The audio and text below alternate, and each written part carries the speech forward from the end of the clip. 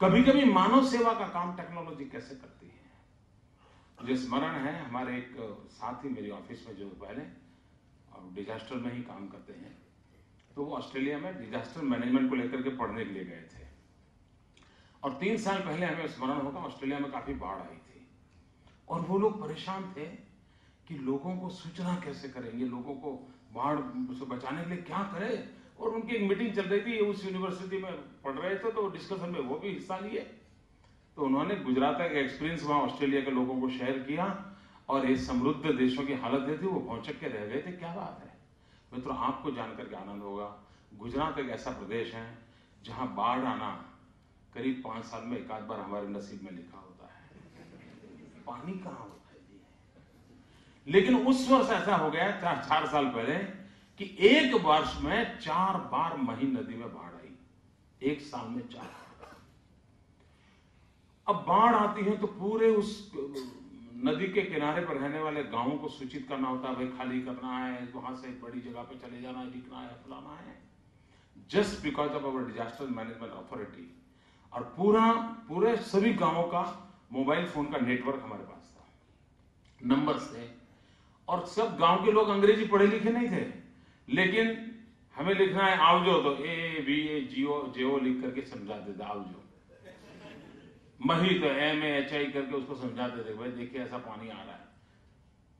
अंग्रेजी में लिखे हुए अक्षरों में गुजराती भाषा में उसको मैसेज देते थे कि 2-3 घंटे में तुम्हारी बाढ़ पहुंचने वाली है, आधे घंटे में बाढ़ पहुंचने वाली है।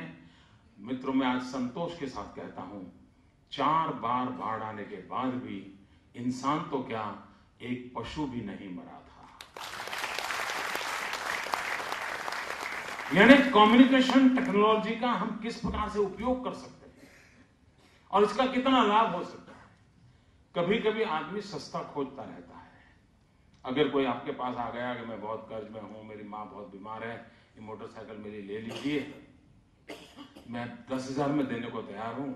हमको भी लगता है यार चलो उसकी माँ बीमार है, 10,000 में मोटरसाइकिल ले ले। हमें पता नहीं होता है कि चोरी का माल है और वो बड़ा उस्ताद होता है, चोरी भी करता है और बाद में माल भी ऐसे ही भड़काता है।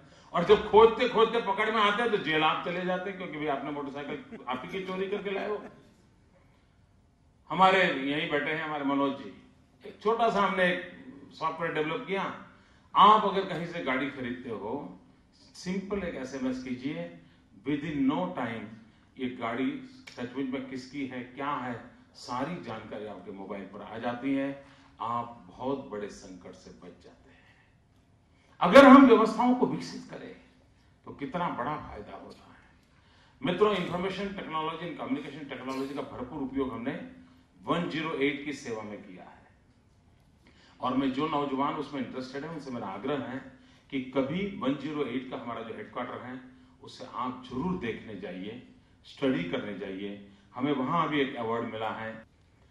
इस प्रकार की सेवा अमेरिका में करीब 150 साल से चलती है, समय समय पर उसका विकास हुआ है। यूरोप में करीब 110 ईयर्स से चल रही है और हमारे यहां अभी 10 साल नहीं हुए हैं, 5 या 6 साल से चल रही है। लेकिन वो उन्होंने रेटिंग किया कि कौन क्विक रिस्पॉन्ड करता है। तो अमेरिका और यूरोप के देशों में कहीं एक्सीडेंट हो गया और उसका एवरेज जो रिस्पॉन्ड टाइम निकाला है, तो टेलीफोन पर 5 घंटे से ज्यादा घंटी बजने के बाद अमेरिका और यूरोप में रिस्पॉन्ड मिला है। और हम जिन लोगों को दुनिया आलसी कहती है, समझदार नहीं है ऐसे कहती है, थर्ड वर्ल्ड कंट्री के लोग हमें बताए जाते हैं, हमारे लिए न जाने, यानी हम हिंदुस्तानियों के लिए न जाने कैसी कैसी बातें दुनिया बताती है।